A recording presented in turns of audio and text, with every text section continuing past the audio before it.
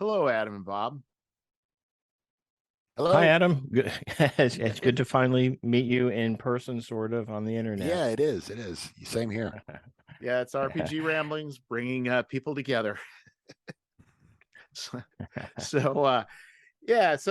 I thought, because this is all started with Adam and I are working on a thing. I'm planning on producing an RPG or a Traveler. I guess Cephas engine probably is what it'll be. Setting, zine, and talking about adventures and basically plot hooks and kind of traveler's approach and maybe looking at things a different way. And I thought, rather than us just betting back and forth, because I'm self-serving that way, it's like I could be rolling tape and also get a podcast as well. Yeah, for sure. So I thought, well, why don't we just get Bob on and we'll just, we'll actually just do a traveler podcast. So I guess we'll do things a little different. I got some questions, and I think both of you are more imbued with the traveler verse, so to speak. And I kind of like to maybe kind of go along some of those lines. Okay. So I guess the question is, for what do you think for a traveler adventure, just in general, are the basic elements that are, I don't say required, but I would say are generally expected? You want to start, Adam? Well, I think for any adventure, no matter whether it's a novel or a role playing game, I think the key element there is conflict, and some sort of inciting incident that forces the characters to make choices. I mean, right there, that's pretty much the something that you can find across any form of storytelling, or even gaming. You find it in tabletop games. Risk. Somebody goes first. Somebody does something that stands in opposition to what somebody else is another player's trying to do. So I think, I mean, it seems to me that that's definitely a requirement as well in any kind of role-playing campaign, especially a traveler campaign. Yeah. I think a lot of I agree. I think a lot of the same elements go into a traveler campaign or session as any other role-playing game. The thing I always go back to in my games that I feel like sometimes I fail at is, since traveler, yes, it's space, but people are shooting basically normal guns at each other, right? It's not generally, most people are not firing lasers or blasters, stuff like that.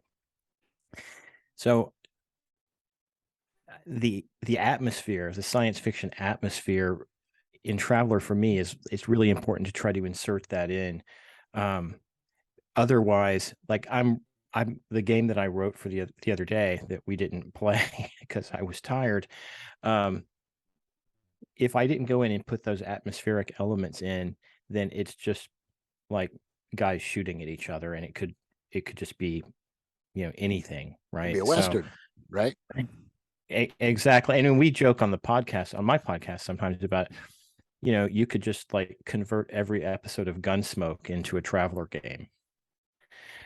Just throw in some aliens and put them on a weird planet with, in a dome city or something, whatever. But I think it's really important to insert those science fiction elements into it. But when you say science fiction elements, like, are you, I guess the thing is are you talking like just some sort of like window dressing? Are you talking about injecting some hard science?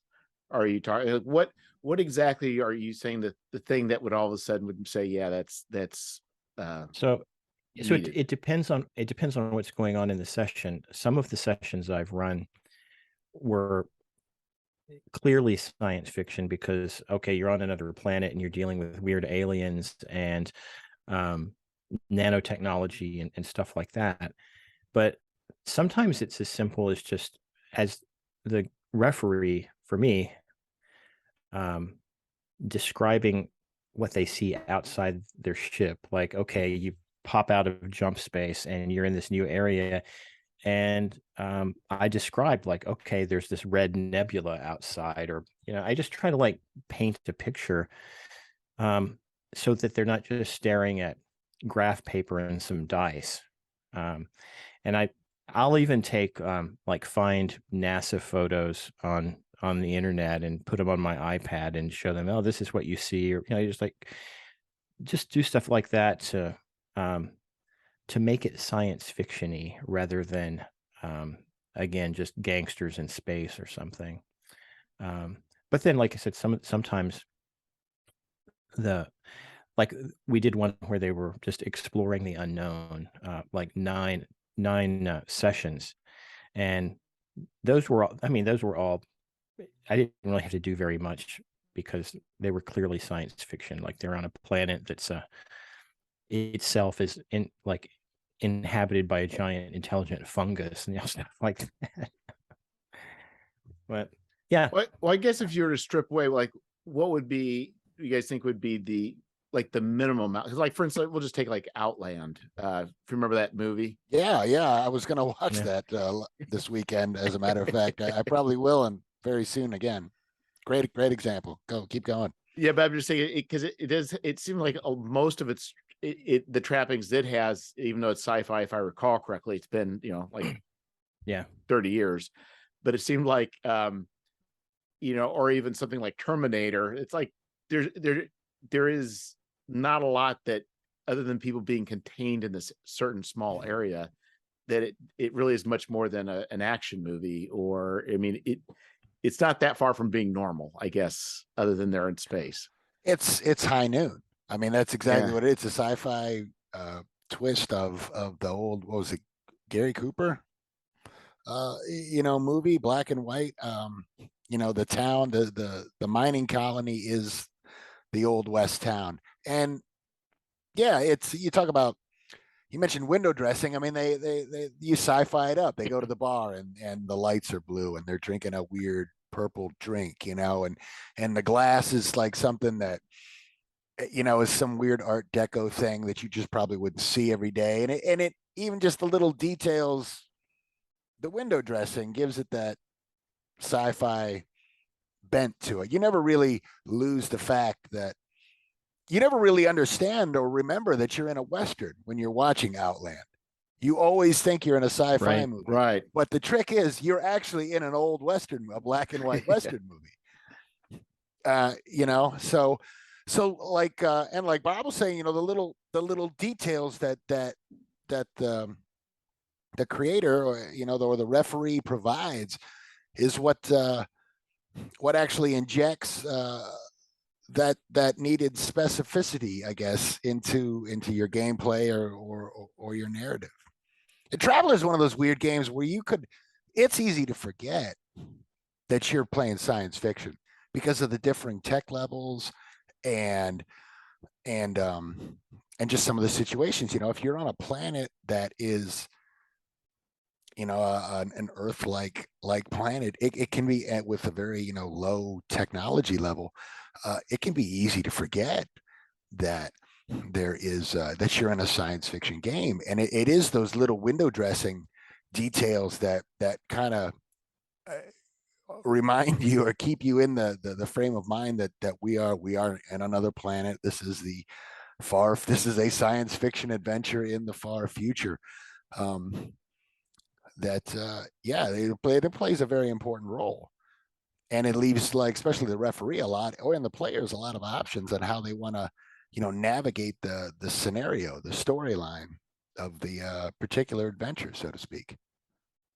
And it's an interesting question because if you look at science fiction films, they range from something that, to me, like 2001 Space Odyssey it's one of my favorite movies, and it's clearly science fiction. It's like the unknown and discovery and all that.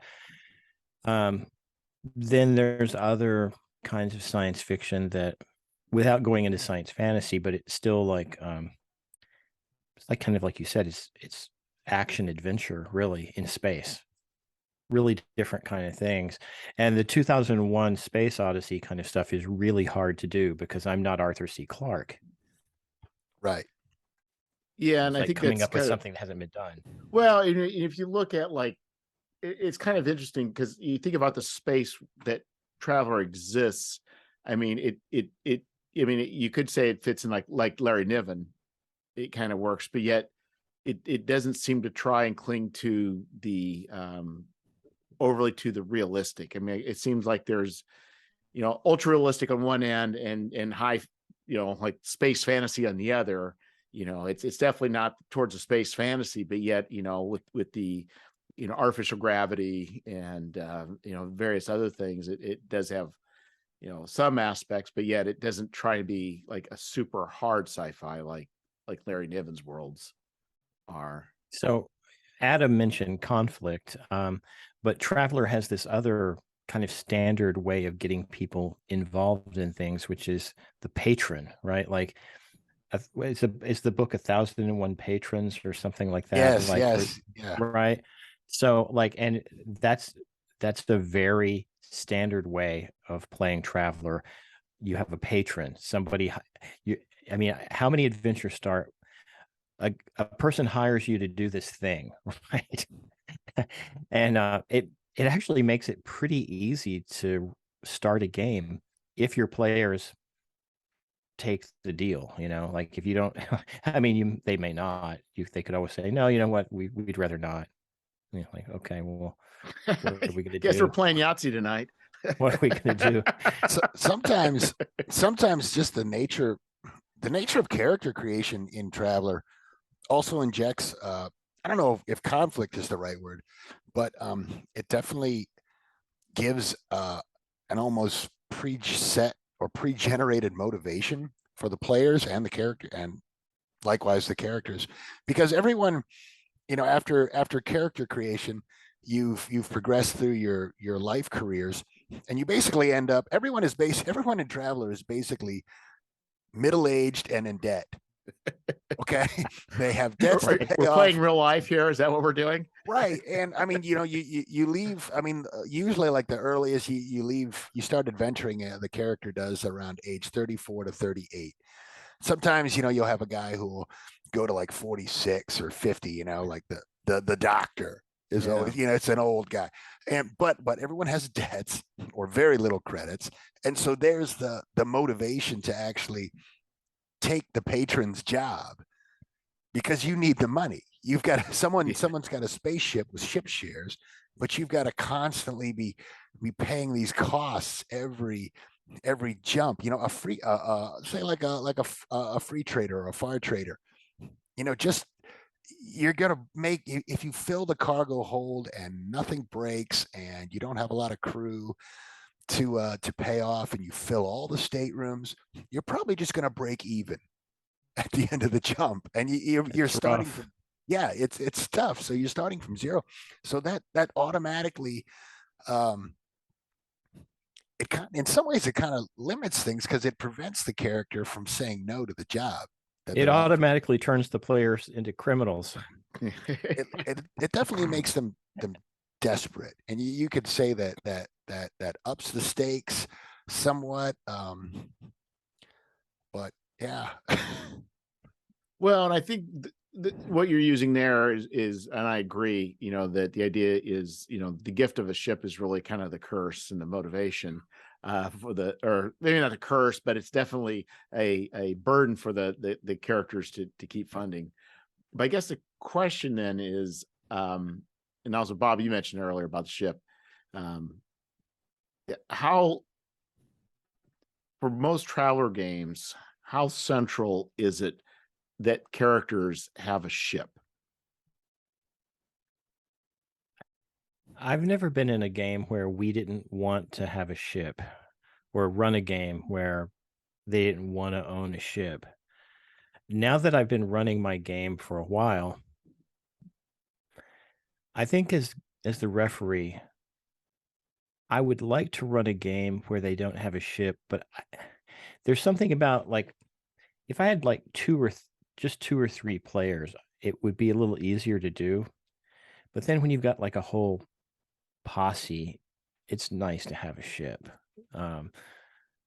But yeah, I the reason I feel like that is because having read about 16 of the Doomerist novels now, and he's always traveling low or like signs on as a steward or engineer or whatever on board a ship. And so like there's always that issue of how's he going to get to the next planet? How's he going to have enough money to is he going to have enough money to travel high, or is he going to have to, you know, go into cold sleep and maybe die? I don't want the characters to die that way in my game, though, but it would be kind of fun to see how they negotiate all of that. Yeah, but wasn't the idea that in the Doomerist was he trying to find Earth? Yeah. So That's he's that's like right, and also he's and it's one Odysseus, right? character. He's trying to go home. Yeah. It's one character, Yeah. and that's different than having 3, 4, 5 characters all in that situation. Right. It's very hard to do. All with competing agendas as well. Well, you that's mentioned the hard part. Yeah. Yeah. Bob, you mentioned like adventures, traveler adventures, like without a ship, and you mentioned this on your podcast a while ago, and it was like from the mailbag, and somebody emailed and they were talking about a traveler adventure, a long time campaign where everybody was on a cruise ship, like a luxury cruise ship, and that was the first example I could think of when you talk about an adventure where the characters, a long-term adventure where the characters don't actually own the ship, they're just like general crew members on this luxury space liner. And I thought, oh my God, that sounds like so much fun. There's just so many things you can do with the game. I don't know if either one of you caught Greg Harris's benefit game weekend before last. So the guy who organizes Traveler Con every year, Traveler Con USA, he has cancer, and Greg organized an online benefit game just to raise some money to help him and his family. I heard of this. I did. Yeah, and it was the Psionic Olympics or something like that. So it was like, I think it was Yodani characters competing in some kind of Psionic Olympics to attain noble status or something. I mean, like, I would never have thought of doing that. And I had to work that afternoon, but I did manage to watch a little bit of the stream. They did a fantastic job streaming it on YouTube. I gotta find that. The production quality, the way everything was set up with the virtual tabletop, everything was great. But like, I would never have thought to run a game like that, but it worked great for that, and it was fun to watch. But there's so many possibilities like that. That's kind of Traveler's strength and weakness, I think, because new players, as we've discussed a lot on our podcast, and probably when I was on this one as well, you get those books, and sometimes it's not clear what the hell to do with them. Traveler can be almost too open sandbox, which is why some of the like the Mongoose, Drynax campaigns, their Deep Night, Revelation, Endeavor stuff is good because it does give player and referee at least a launch pad. Because I mean, when I first was introduced to Traveler, classic Traveler, and this was probably, I'm gonna say 86, something like that, and honestly, I loved it, but I didn't know what to do with it. Right. And I was a teenager, and there was no even Third Imperium really to start from. So yeah, that can be like extremely overwhelming on both sides of the gaming table to get things going. Yeah, I think the thing is, what I find, to me, as far as a GM or problematic, maybe problematic is not the right word, but is I think sometimes the ship, I think when characters can go into any direction, it really it's hard to build up repercussions for actions. Like if they're in a smaller, like say you're stuck in a solar system or on a planet, the choices you make, you're going to have to live with for maybe the rest of the campaign. where, you know, he can ship, well, okay, we're out of here. It's like it doesn't really matter. I'm in a campaign now that I'm playing. It's Pirates of Drinax setting, but the character I'm playing is a journalist, and so he does these news reports, and then he sends them via mail to other worlds, as many as he can, especially the ones where there's a Travelers Aid Society bureau. And he does. You talk about repercussions. The GM is savvy enough that if he goes, we've gone to other planets, and this news story has caught up, and there's blowback as a result. There's blowback. We've stolen something. We're in possession of some some combat drugs that we looted from a lab, and idiot reporter character of mine, wrote a news story about it, and we get to the planet, and they've got a corporate office there, and now they're waiting at the starport with thugs wanting their briefcase of vials to be returned. So a good referee who's thoroughly planned out will have consequences for actions, because you're right. Yeah, you can just kind of jet out in Traveler, and if you're not careful, the characters can kind of run wild, and that in and of itself I imagine can be pretty tricky for the referee to kind of rein in if there's a set path that they're trying to follow. Well, in a lot of ways, it's like you mentioned Westerns. It is kind of like that. You got these small towns, few and far between. You got vast desert where people can hide, and that was in the West where you have problems with outlaws being able to do things and just leave, only maybe be hunted down by the police later on. I think Adam's right, though. Like in Traveler, especially for stuff like that, the referee really has to be on the ball and thinking a lot about the campaign, and just writing down possible repercussions. I do loose ends. Like I just keep a list of loose ends that the characters have left, whether it's an enemy that they spared, or an ally that they made, or something they left unfinished, or anything like that. That helps quite a lot. But they've got Pirates of Drinax, the box set at the local gaming store I go to, and I've been so close to buying it, but I don't want to buy it and then I want Jeff to buy it and run it. I want to play. I can tell you, we've got a good referee, and it's a lot of fun to play. It is. Hey, Bob, I wanted to ask you. This is something Jeffrey and I were talking about earlier. We were talking about Traveler role-playing RPG scenario creation and how much detail to put in. Should the scenario, like roll 2d6 and you come up with one of these 11 possible scenarios. Should those little scenario hits be super, super detailed, or lean in order to let the referee run wild with it? What's your thoughts? I'd love to hear it. I'm trying to think of how I do it, and a few other referees that I know and how they do things. And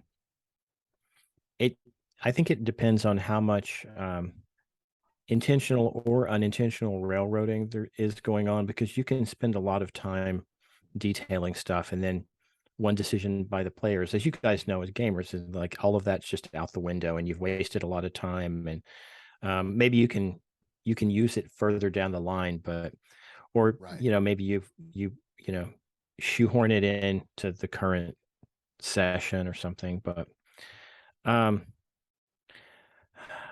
would say, like in my game, they're usually on some kind of mission that they've agreed to, and I keep the sessions now pretty short. Like this is short for us, 2 or 3 hours, and I say that's short for us because our gaming group, the guys, are very deliberative, and it's not like they waste a lot of time, but like I kind of know in any game we're playing, no matter what the encounter is, it's probably going to take them about 45 minutes per encounter, 45 minutes to an hour. So like if they're investigating something, they got to find a clue, they've got to break in someplace, that's going to take them an hour. If they're going to deal with this other thing, it's an hour. So I've got, based on the way they play, I've got a pretty good idea of how much I need to have per session. And what that allows me to do is stay really flexible with the bigger story arc, or whatever you want to call it, because I don't have to plan further out. Like I might have some idea, but they will play those 3 hours, and then based on whatever my guys do, I go back and I can fine tune what's going to happen next. So like those shorter sessions, I think have made it a lot easier for me to referee. And I say like when we got our gaming group back together, we were playing GURPS Cyberpunk, and we were playing like, now this is a long session for us, but we would play like 5 or 6 hour sessions. And that was really fun, but it was a lot harder to manage as referee for sure. So Right. I guess then, maybe we're looking, if you were to buy a book of, let's say a book of plot hooks, yeah. would you prefer the plot hooks to be smaller pieces and more direct, or the plot hooks to be just more general, and then you come up with your different individual pieces? And man, like I think it just depends on your gaming group so much, because some people will, in the course of play, they'll really bring everything to life as much as you do as the referee. And then, if you got somebody who plays, for instance, the way me and my friends played D&D when we were in high school, if we didn't have a lot of detail, we would just blow through stuff so fast. We played really fast. At the lower end of the detail scale, I think you guys both know that I really hold Michael Brown in high esteem with his 1-page Cepheus engine and scenarios that he publishes on Drive-Thru. So they're like really minimal. If they have artwork, it's like it's just a map. Usually there might be a chart of some kind that he's devised for a random generation of whatever, but usually it's about 1 to 1.5 pages, and he's got like a standard format of, okay, here's what the game's about, overview, information for the GM, information for the players, kind of like a lot of the old Traveller supplement or adventures did, but they're only 1 page, so they're really easy to digest. And he gives you everything you really need to run the game, if your imagination is pretty active and you can on the fly flesh out some of the details about, oh, well, there's this building over here, and Michael didn't write this, but this building is made of native stone, and it's got this and this and this. Right. You can, if you're really good like that. And his I've messaged with Michael, and he says his goal is always not to step on the referee's toes, right? Like he wants to give people enough to run a game.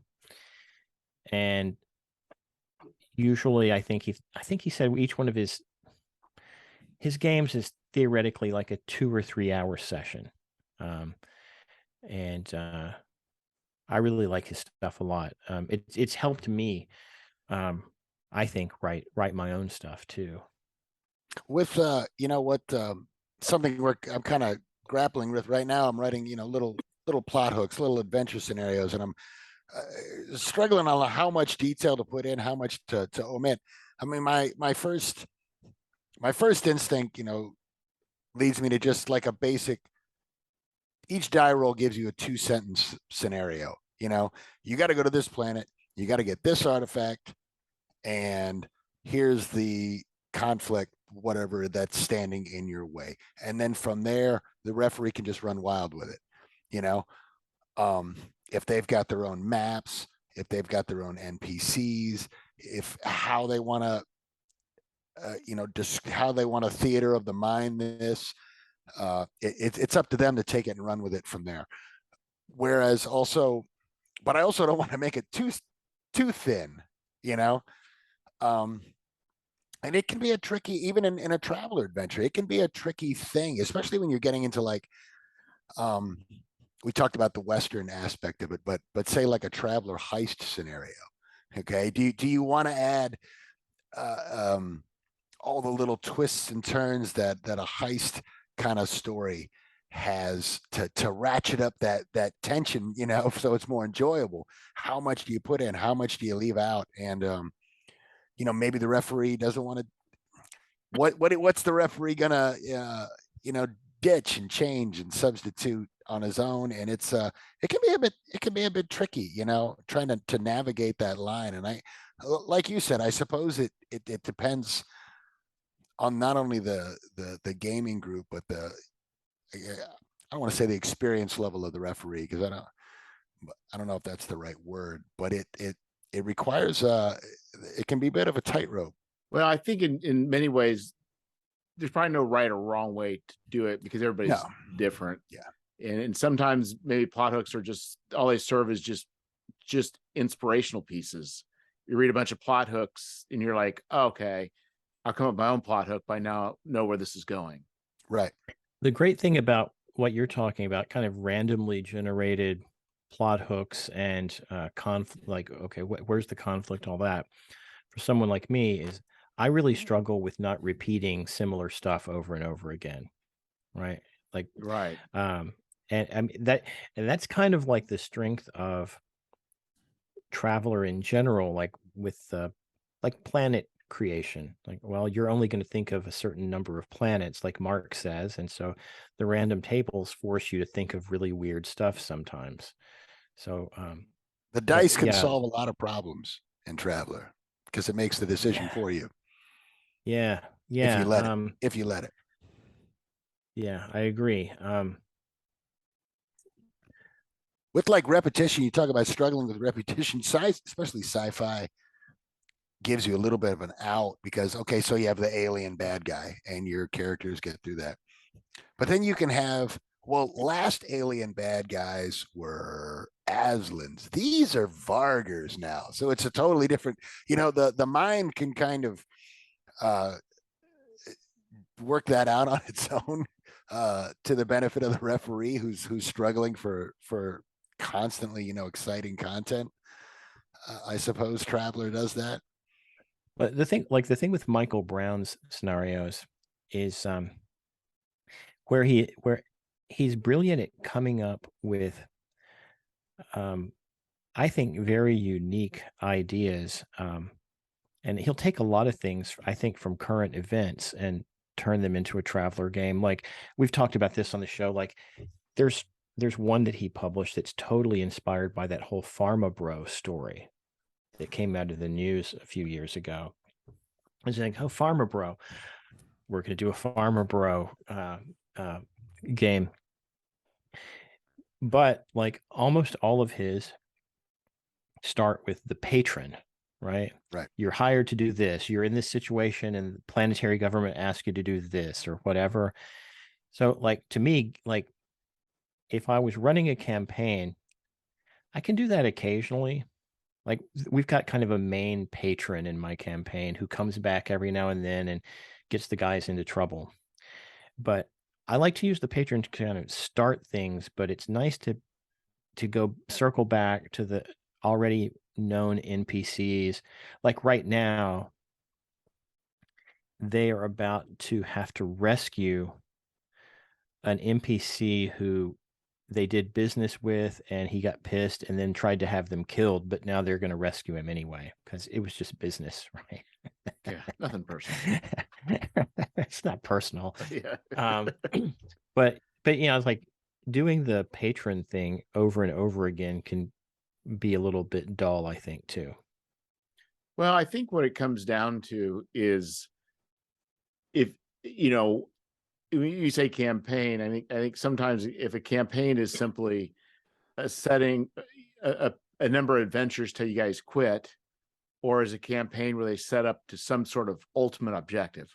Our ultimate objective is to get this much money to be able to do this thing, to go here and do that, and I think it just kind of depends. and that's where It's the funny how patrons. different people think about that, right? Like, because you know, like from like we just finished a 9-session part of our campaign, and now they're back on the planet that they started on. For a lot of groups, that 9 sessions that would have been a campaign, and that's totally valid. It's like, no, that's just like 9 games in our campaign, totally open ended. On the other hand, our campaign's one of those that will probably just eventually peter out when we're tired of playing. Like there won't be any culminating. Right. We'll just stop playing. I think I'm okay sometimes, with you know, you that. might get character or players that do latch onto a thing, you know, and then they could really turn into a full like directed campaign at that point. Well, that's something I was just about to bring up. You're talking about, you know, having to rely on the patron nonstop or with a lot of repetition to generate the action. And I think some of the onus, and the referee can play a hand in this, but I think it's helpful when the character and the player and their character development ensures that the character has a specific goal in mind, that character has to want something. And you see this in every role-playing game, and you can get away with it in some. Dungeons and Dragons. Hey, look, man, I just want to wander the kingdom. I want to kill goblins and monsters and get loot. That's it. And you can kind of get away with that. But I've found it's helpful, and travel is the same way. I just want to cruise around the galaxy and get some alien tech and, you know, blast some stuff, get in adventures, go to, you know, it's not defined. Like what does, I think it's helpful, and the adventuring can kind of take its own path without having to rely on things like a story arc or plot hooks Totally or agree. a patron, if the characters have their set thing. Like, for example, like this character that I'm playing now, because it's the first thing that's coming to mind. You know, he's a journalist, but what he wants more than anything is a Travelers Aid Society membership.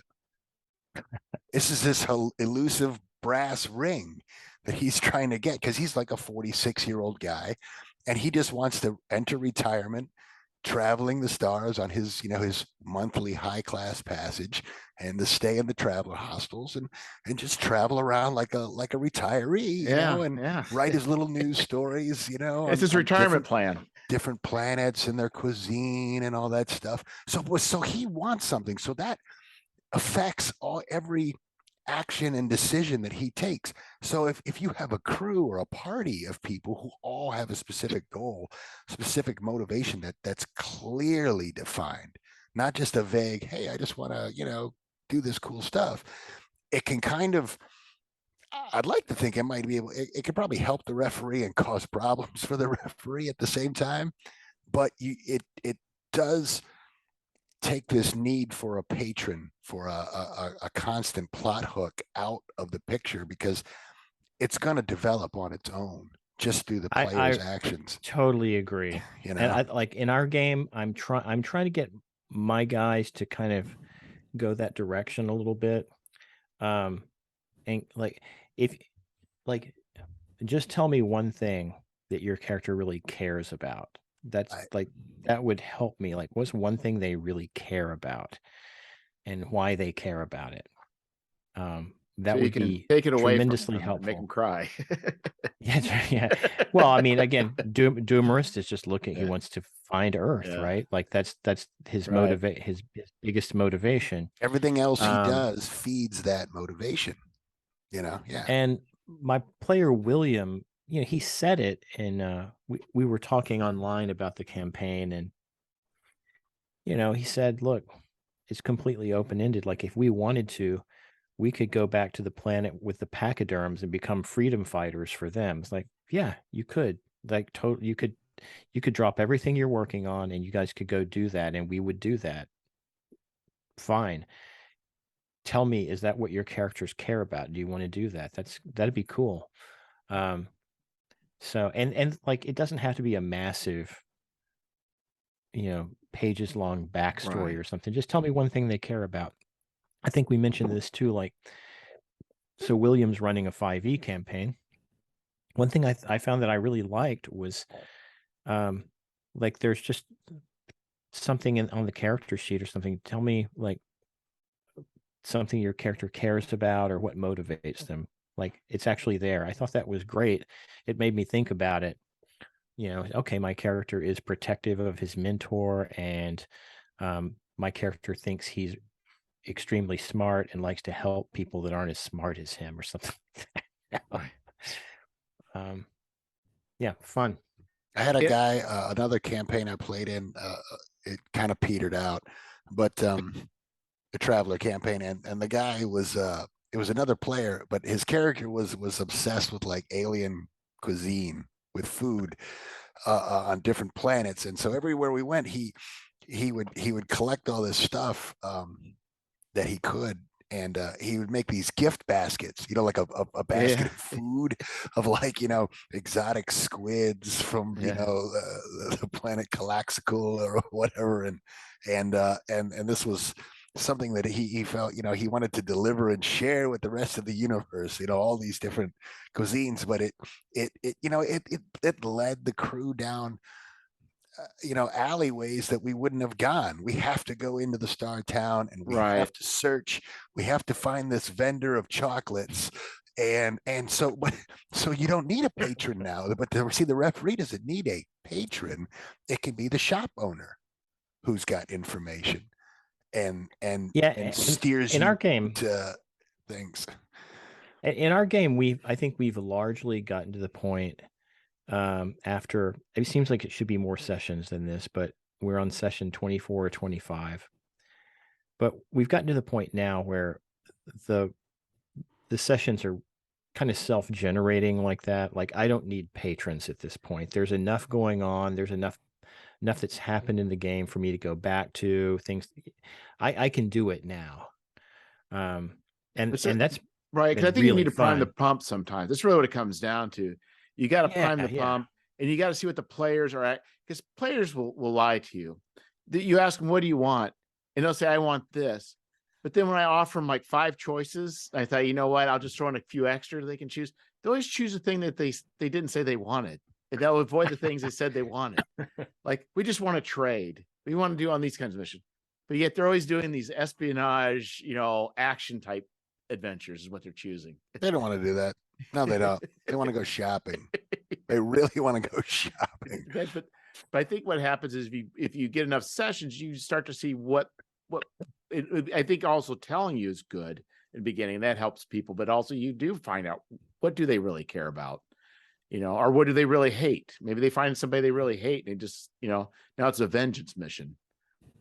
I think the thing about our campaign and Classic Traveler, maybe in general, but especially ours, because none of my players had ever played Traveler before, is so we got together, they rolled up these characters. These are the first characters they've ever rolled up.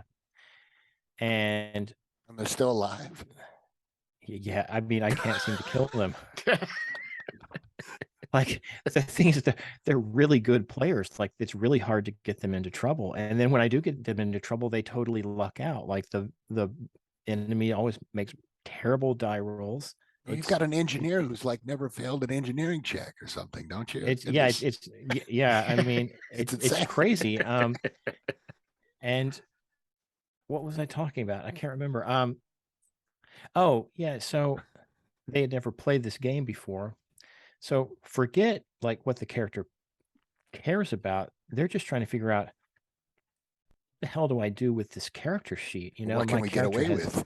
What my character has engineering 3, big deal. You know, it's like, no, that's really cool. Engineering 3 is cool. Now, as referee, I've got to convince William that engineering 3 is awesome, that you're a superhero, right? But there's a lot of skills on there that, like, I mean, we always go back to like laughing about Vac Suit 1 and Stewart 1 and stuff like that. But like when you've got all these seemingly useless skills, or you don't really understand how they fit into the game, I think probably the first 10 or 15 games, really, they were still kind of, okay, how does this work, you know? And now they've got it. And it's been cool to see. I think the worse than Vac Suit 1 is Vac Suit 2. is you just lost another skill for something that's useless. Unless you have a very bad dexterity. And then vac suit too is very important. You know, you Okay. talk about skills, right? And soft skills and how they can be like super important. And going back to what we were talking about earlier about like scenario generation or campaign generation, one of the trick is, and I'm in this right now with the project I'm working on, is like, I don't know what skills the characters have. I mean, I don't know if they're going to be able to accomplish. If I get into too much we talk about details and how much to put in, I don't know if they're going to be able to do these things that to accomplish, the mission that they've just rolled a dice that says that, that the referee's going to have them do. So, you talk about like painting with a broad brush in terms of scenario. I would say though, like, I would say people are clever. Like they'll find a way, like opening a door. You can pick the lock, or you can remove the hinges. You can, bust the door down. But it's space. It's a sliding door. It's an iris valve. It's a force field. I don't know. You know what I mean? Yeah. What's their intelligence? Are they smart enough to figure this out? You know what I'm saying? So like as like a content, in terms of like content creation, you've got to take those things into consideration. Especially go ahead. They can also hire people too. Yeah. They could go get help maybe if they've got hey, we'll let you in on the deal, right? It's a really good deal. You want in. I think I think in some of Michael's scenarios, he'll say he might give some indication, like your character should have these skills should be in there. I think some of the original Traveler adventures were like that too. Of course, they mostly, I think, came with pre-generated characters you could use too. Even the new stuff comes with, your characters will probably need recon or survival too. Yeah. Well, be successful in this adventure. Yeah, and I think Traveler, at least depends on the version, I think does tend to lend towards certain things. But in my mind, it's like me playing a wizard. I don't play D&D much, but I find prestidigitation. I can't even say it. Prestidigitation. I think I can do about anything, get by with almost anything with that spell. If I can just keep casting that, I can fake my way. I can sly my way. I can bluff my way through a lot of things with that simple spell because it's so versatile. But I mean, I think the thing is there are so many ways. I think that people look at problems that if people are creative and they love their characters being a certain way, there's a lot of ways to solve problems. And I don't think I wouldn't always worry with that. If you go like way too constrained where you have to use this key to open that door, that's an overly constraint. But if the mission is you have to get through that door, then you could say, oh, do I bribe the guard? Do I drug the guard? Do I shoot the guard?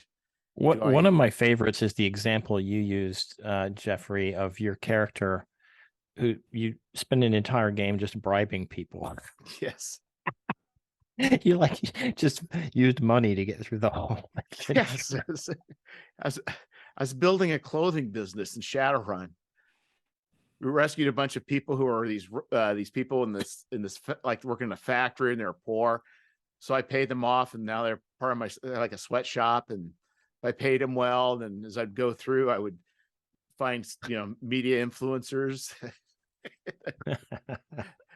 try and get past somebody, give them $10,000, just walk away. Okay. But yeah,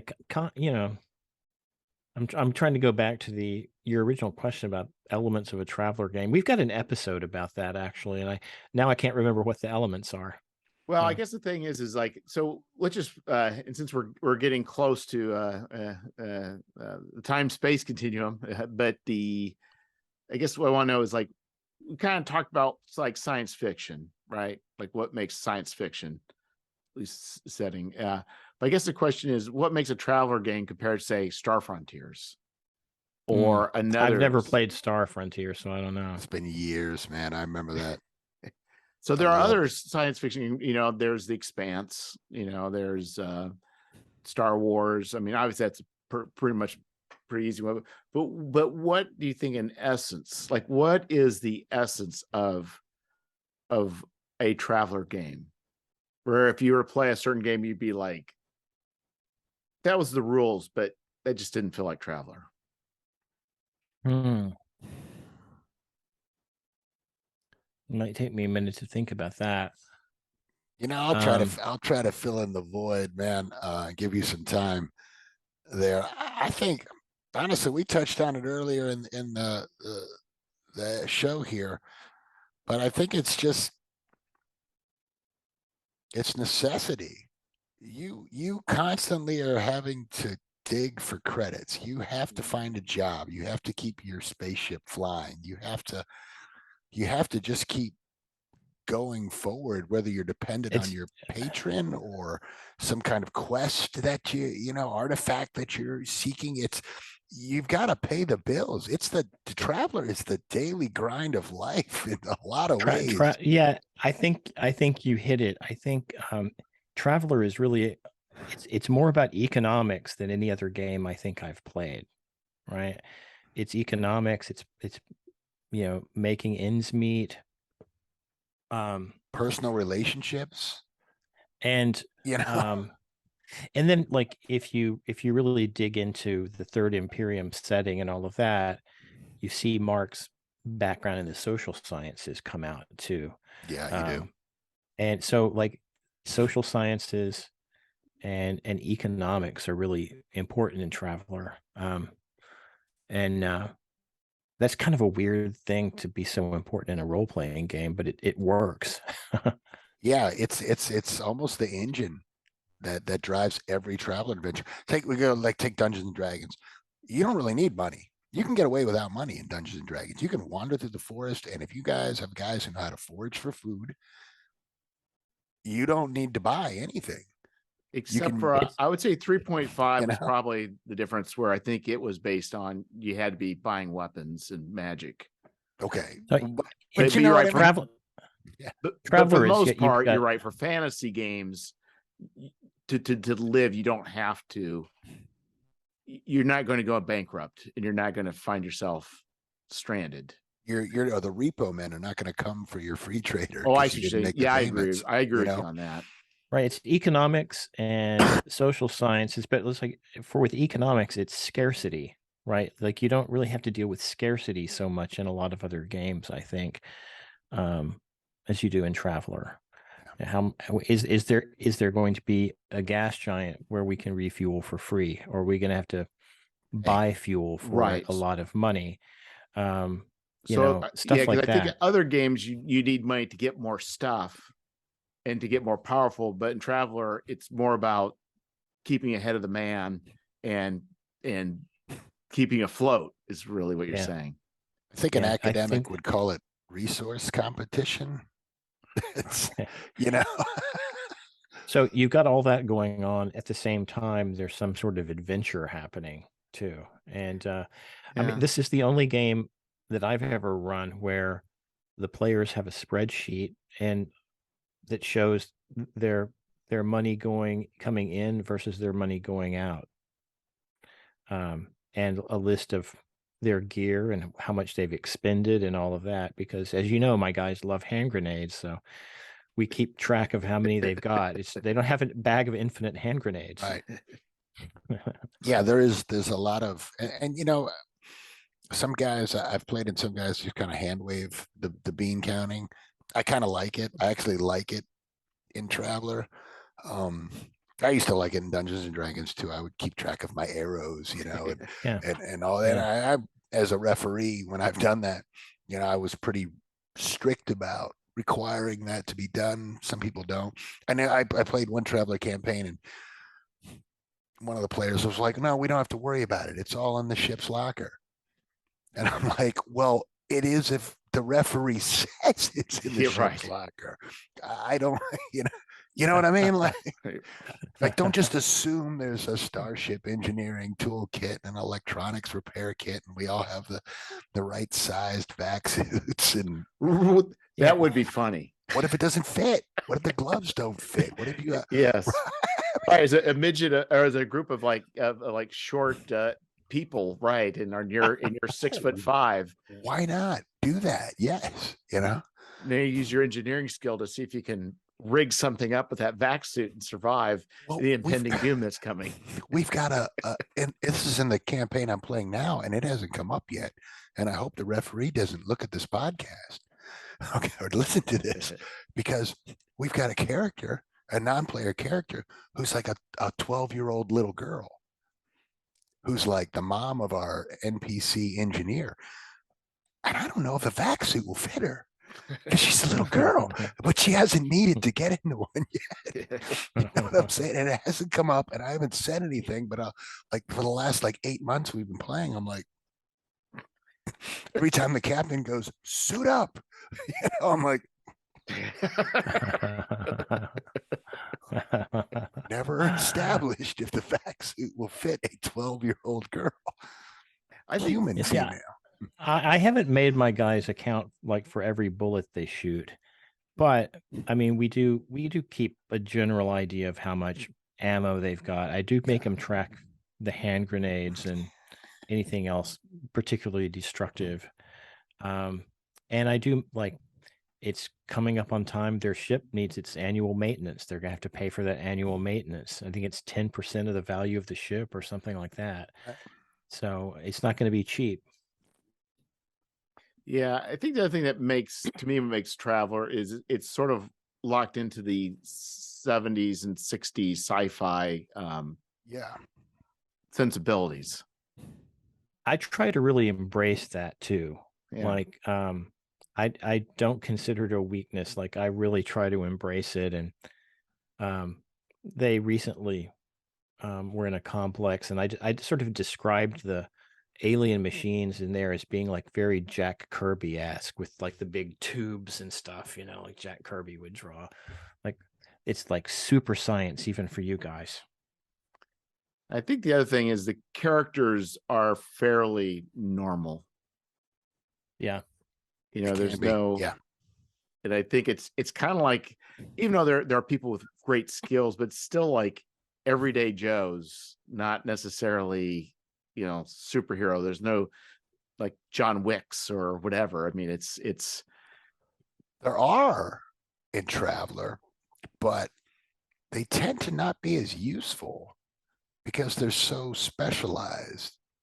You know what I mean? Like you're taking a kind of a risk in certain campaigns. Now, if you're doing like just what is it called, mercenary ticket, where everyone's a merc, okay, and you can get away with everybody just being gunfighters, because they're really not going to be adventuring on a starship. They're going to get the company's going to give them a ping on their comm, and they're going to report to the starport. They're going to gear up. They're going to get in the transport, jump in, and then make their drop, shoot it up.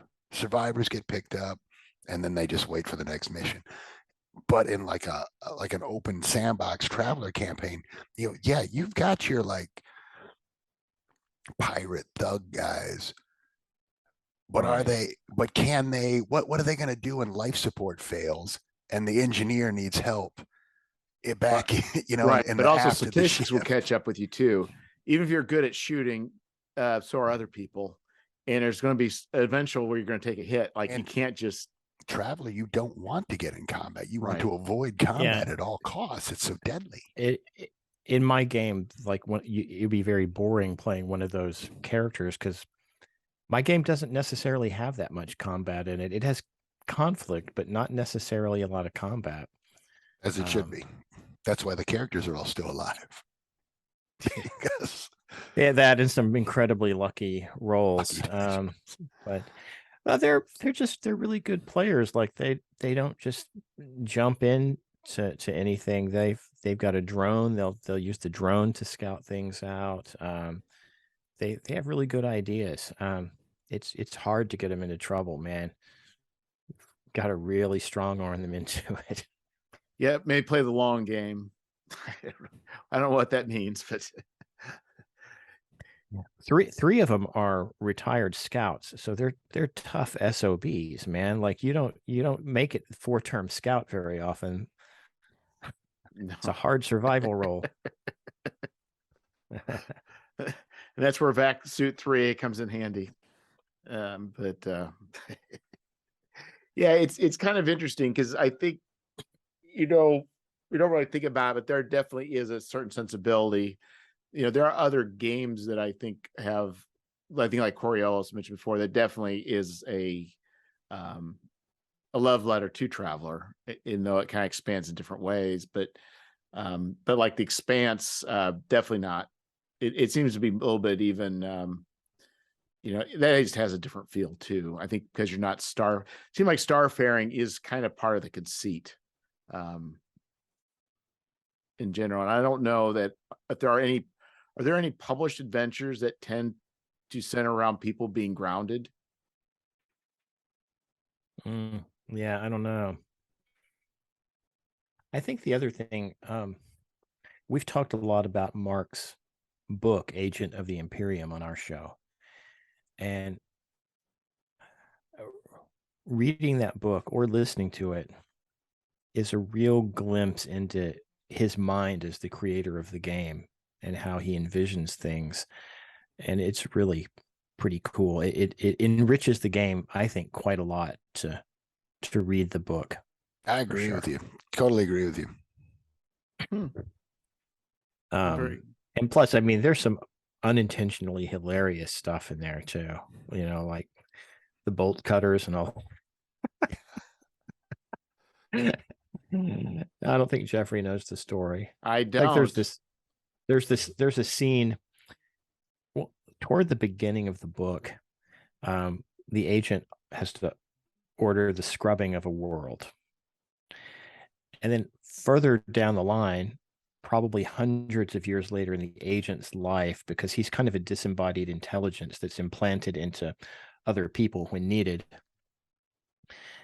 he has to order another world scrubbed. But this time he tells the crew that it's important for them, for their psychological health, because they're going to have nightmares about this for the rest of their life. They have to share in the sacrifice rather than just pushing buttons.